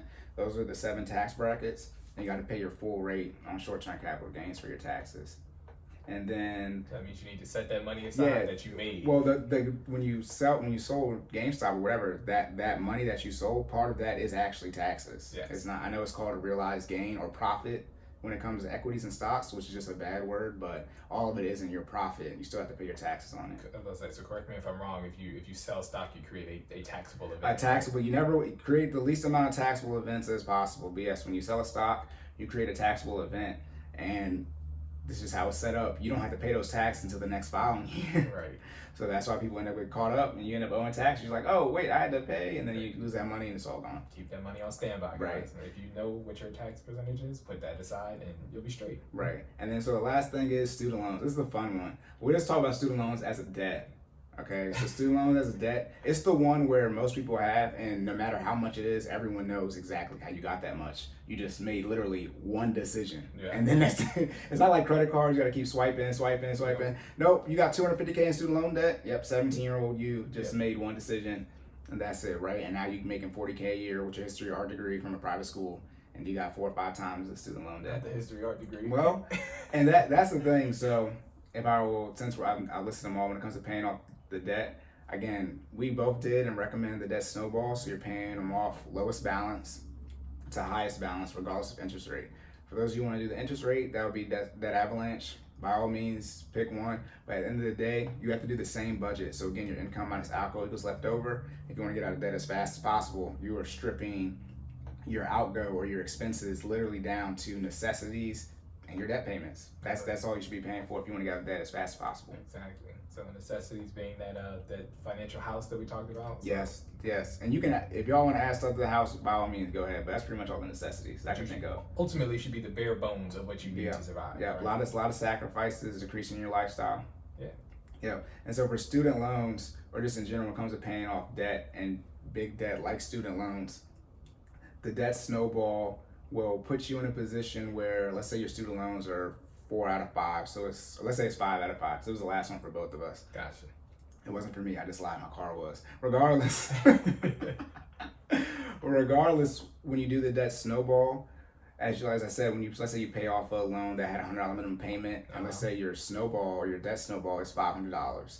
So you're putting $500 towards debt, and then when you pay off your debt payment that is $100, you now have a $600 snowball, and you roll that $600 over to the next loan. Let's say that one's $200 and you pay it off. Now you got $800, and you keep going down the process. When you get to your student loan, you want to have as much snowball, or your biggest loan, whatever it is, as much snowball as possible. It's like building a snowman, guys. You ever build the base of a snowman, you got to roll it around in a circle a couple times before it gets to the size that you want. That's what we're doing before we hit that student loan payment. Exactly. And then for the student loans, it's the forgiveness. So we mentioned last time, Joe, I think I said it, Joe said he thinks he can forgive 10K but not 50K. So he should just forgive the 10K and then argue with Congress from a bipartisan standpoint about the extra 40K. But he hasn't done that. So that's what I call, again, a scam. It's probably not going to happen. Yeah. Now, again, student loans are due October, whatever your monthly payment date is, due in October. So you have the moratorium until September 30th. So no interest. No fees for not making the minimum payment. You don't have to make the minimum payment at all. Those are all 3 different things. No interest, no type of penalty for not making the minimum payment, and again, you don't have to make the minimum payment at all. From my standpoint, that is the forgiveness. That is going to be almost 16 months of that, where they pretty much, from my standpoint, that's what I have. I don't owe a minimum payment, right. And since I don't send them money, I don't get charged a fee, and there's no interest accruing. That's what you get when you pay off a loan. Yeah. So I would say that's pretty much what the forgiveness is probably going to be. And Joe is focusing towards COVID relief, obviously, and an infrastructure program, which is where your trillions of dollars is going for your student loan debt, by the way, and your tax money. So when it comes to the student loan situation, from saying pay off student loans, but you're holding out for the forgiveness. Yeah. It depends on how much student loan debt you have. For those of you, this is a hard range. It really depends on your income. It really depends more so on your income. So let me take a big step back. When it comes to paying off debt, the numbers for how long it's going to take you to get out of debt relative to your income, I'm talking about pre-tax income, it's roughly 30, well, technically it's 75%. It's going to take you 2 years to get out of debt. So if you have 100K pre-tax income and you have 75K in debt, that's going to take you about 2 years to pay off. And so half of 75 is like 37 and a half. So it's going to be about 38% of your pre-tax income is going to equal a year of you paying off your debt. So for those of you, like I said, who are in that unfortunate situation of having 3, 4, 5 times your income in debt in total, which is probably mainly student loan debt, right? You got the 40, 50K job and then you got a private school degree, so you got 200K in debt. Right. I don't know what to tell y'all, which is what is usually my last resort. This is like me playing my last cards. You have to make more money. Yes. If your debt, non-mortgage debt, your consumer debt is 3, 4, 5 times what you make, you have to make more money. And when it comes to student loans, it's such a long path of paying off hundreds of thousands of dollars in debt. That's when we go back to the first thing I recommend: your team. Yeah. You have to have a team in place. Then second thing, your mental makeup. There you go. Lock in. Here we go. Right, let's say I don't just be throwing stuff out, right? So there are things that precede just paying off your debt and getting on a budget so you can put yourself in a position to execute the plan as efficiently and as quickly as possible. Yes. Right. And then so when it comes to paying off student loan debt, like I said, the forgiveness, right? As of now, it's set up to where you have to pay taxes on anything that's forgiven. Gotcha. But let's say you don't have $10,000, right? Right. And by the way, the taxes is anything that's forgiven gets taxed as ordinary income. So let's say you have $200,000 in student loan debt and you want it all to be forgiven. Gotcha. And you make $50K a year. Well, they forgive $200,000. You have to claim that all as taxable income. And now with your $50K, your taxable income is $250,000. So if you're single, that's going to put you in the 24% tax bracket. So let's just say 20% for easy math, right? So 20% of the $200,000 is going to be $40,000. Do you have $40,000 for your tax bill? Because that's going to be due when you file your taxes next year if they forgive it. Do you have $40,000? How do you have $40,000 if you only made $50K pre-tax? Let's see, 40,000 is less than 200. It is, but now what do you owe? A tax bill. Yeah. Which is not so now, but wait. So would you rather owe tax debt or would you rather owe student loan debt? Because remember, you owe tax debt, you got more fees and more penalties and more power. Because now they can most people, they just do forbearance and deferment. You can't do that on taxes. Gotcha. They will freeze your account and garnish your wages. That is rarely the case when it comes to student loans. Okay. So now, are you in a worse position, better position? This is the information I tried, like when I was talking about student loans, and why I'm so serious on it. Right. Because it will, if they don't forgive all the student loans and just say you don't owe us nothing. Right. More people are going to be in a worse situation than a better one if they conduct themselves from if they claim it as your ordinary income as they are now. They might wipe it out. I don't know. Like I said, this stuff is always subject to change. Just based off the explanation, you would technically owe less money, but to the wrong person. The wrong person. Exactly. No, to the wrong person with more serious penalties. Right? Yeah, you would. I mean, this is hard to say, but you probably rather owe 200. I mean, it's still the government. Right. Right, but you rather owe 200K in student loan debt than $40,000 in taxes. Now, you would think if they create the situation, they would provide some type of different stipulation. Right. But again, faith in the government. That's all on y'all. I don't. I don't recommend it. And so, yeah, when it comes to that situation, the thing about the government will or will not provide some type of forgiveness, again, I would think just based off of the political climate, I would not be surprised if some type of forgiveness happens where they actually forgive a certain dollar amount. But when? Fingers crossed. Look, yeah, I mean, they got till October to figure it out, right? No, I'm banking on right now there won't be any type of forgiveness by October, and them student loans are going to be due. And just like all the other moratoriums, like the rent and mortgage that are coming up, some people are going to get hit hard. But I wouldn't be surprised if at some point in time they do some type of forgiveness. That's just what the Dems are, priding themselves off from a voting standpoint for Zennials and Millennials. So we said all that to say, if you have the ability to save, and they don't forgive anything, you got to be prepared to make that payment again on that student loan. So don't waste that payment if you got it. Right. Stick it in an account somewhere. October's coming right around the corner. It's gonna come faster than you think. Exactly. And again, 2 years, you can get out of all of it in 2 years. You have the federal student loan forgiveness program, which is 10 years. So you want that 8 years back on your life or not. And then when you talk about doing the math of investing the difference as far as how paying over what you can invest and getting the interest, most people can't calculate that delta. Gotcha. Can't calculate.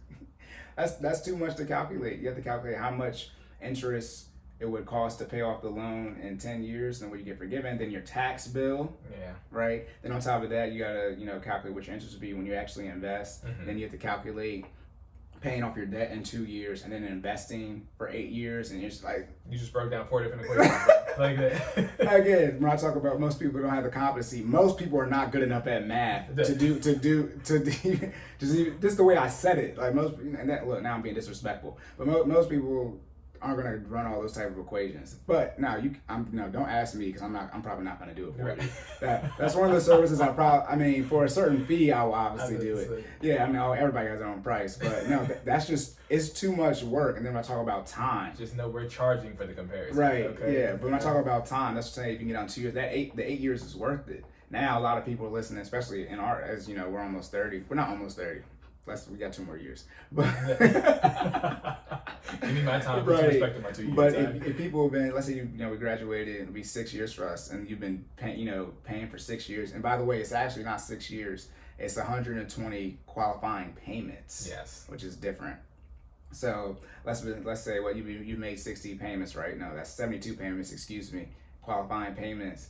It's like if it's closer to 3 years, do you risk it, right? Do you get out? And that's again where you actually truly need to sit down with someone. You can reach out to me and actually run the numbers and see, where you're at and the possibility of getting out that faster and what truly is likely, going to happen from a political standpoint, which I don't think it is. You don't think we got at least 10? Okay, all right, we're back. We're going to finish up. So this is right at the end, so I can give my spiel on how Cory Covington, can fix them. literally me.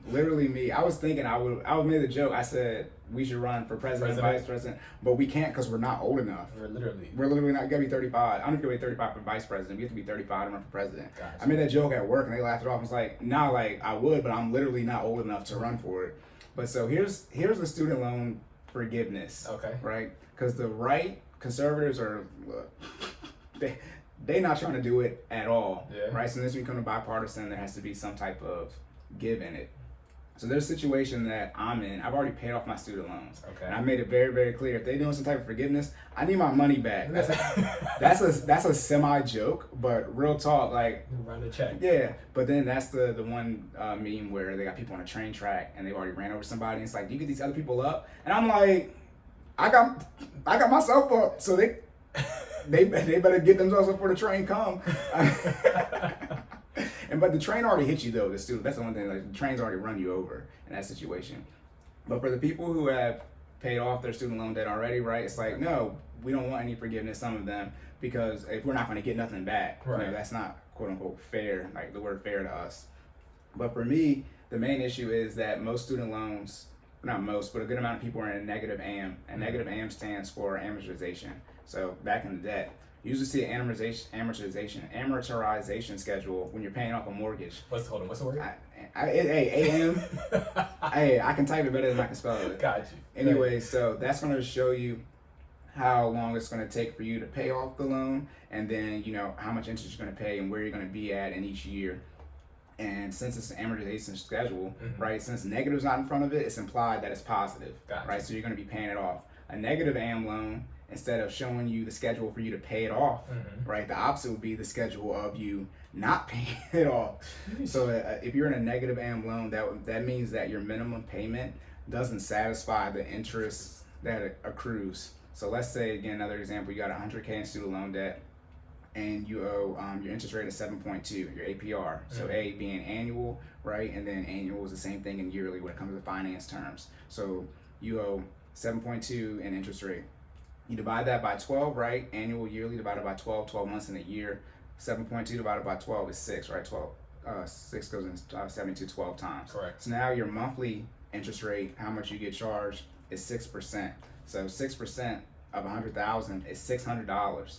If your minimum payment is less than $600, you are in a negative AM loan. So let's say your minimum payment is $500, right? And this goes to people saying, I've been paying my student loans for 5, 10 years and my balance has relatively gone down, if not gone up. Right? So let's say you got 6% monthly interest rate, and or excuse me, 600%.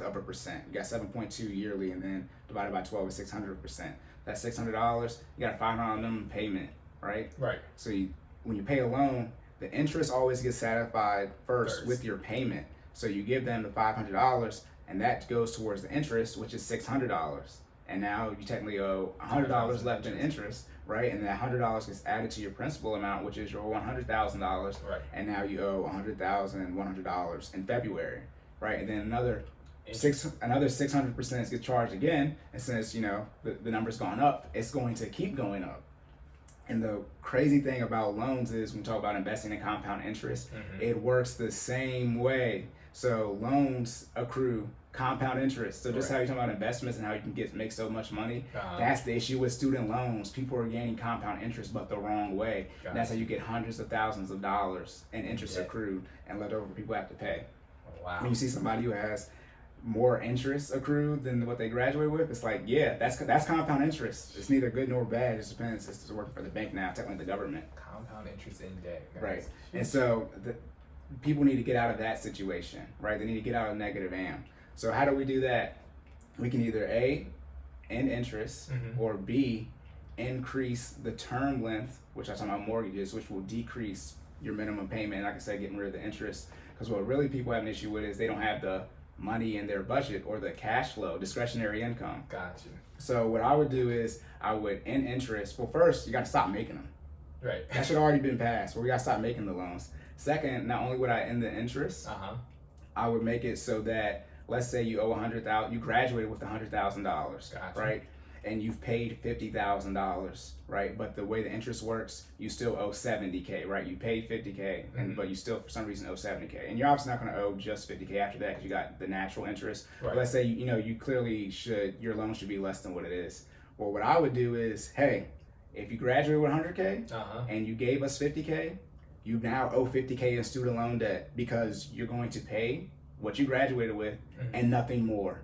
And that gives people forgiveness because let's say you paid $120K, right? You graduated with 100, right? But you still have student loan debt. Well, now you're in a situation where you paid 100, right? You paid your loan off. Gotcha. But where's my $20,000 at? Oh, no. Remember at the beginning for the people who already paid off their student loan debt, and you saying they shouldn't get no money and get you off the train tracks? Now you're in that situation. You just have no student loan debt now. You don't get your 20K back because already people paid off student loan debt, and they don't get their money back. So you pay the initial loan if you've already paid it, then you're good to go. But you just don't get a refund. Right, exactly, yeah. But again, now there are going to be some people. This is where accountability comes into play. Making use of the forbearance and deferment, and you have 6 figures in student loan debt, and now you have, let's say you graduated with 100, now you got 150, and you only paid 10K. Well, now you owe 90K. Oh wow! I just forgave that 50K in interest, and you're like, well, no, I still owe 90. Well, you graduated with 100. And you only paid 10. Gotcha. So that's why you owe 90. Okay. And that's it. No interest rate, right? He's like, I can live with that. Right. And that's the happy medium. Something has, if you want something done versus all or nothing. Something like 10K, that's better than nothing. But for the people who have $100,000 in debt, that's not gonna do nothing for them, especially if they're still in a negative AM loan. Right. Nothing changes.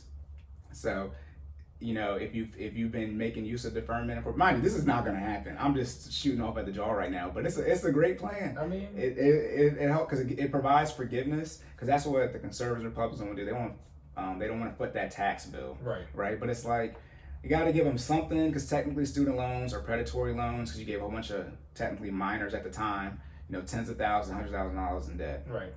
And so that's the issue with that. So we're gonna be more weary this time. We got 17 minutes, so we're going a little. What we got? 60, 70. I'm good. We're good. Okay. All right, y'all. Let us know. I guess maybe we could do that. Do a finance, right? Do a finance section. Do a fitness section.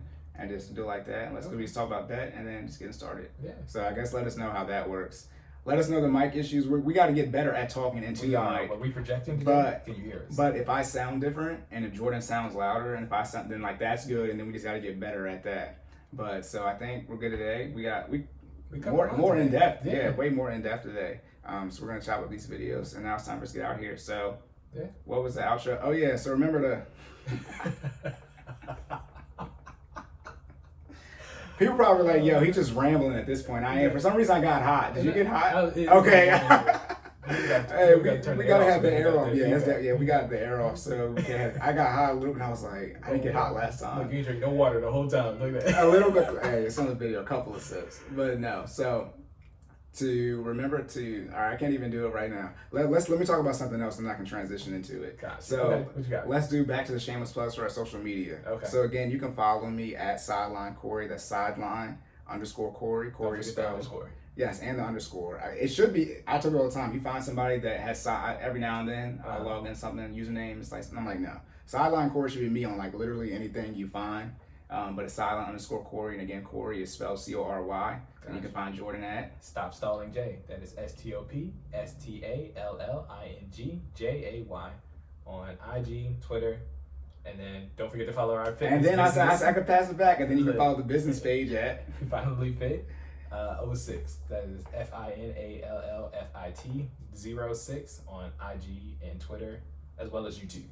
Okay. And do you have anything else from a fitness perspective? Nah, that we should clarify. We gotta let them, let that information soak in. Make sure you work on your foundation, okay, your body weight, and also, that those goals we talked about. Make sure you define those, and we make sure they're realistic, achievable. Set your reward and make sure they're in a realistic time span. All right. Yep. And for debt, there's a lot of debt out there, right? I didn't cover every single thing, but just give you an introspective on your credit, how the credit score works, and how all the different type of debts play into that, and how you can handle them.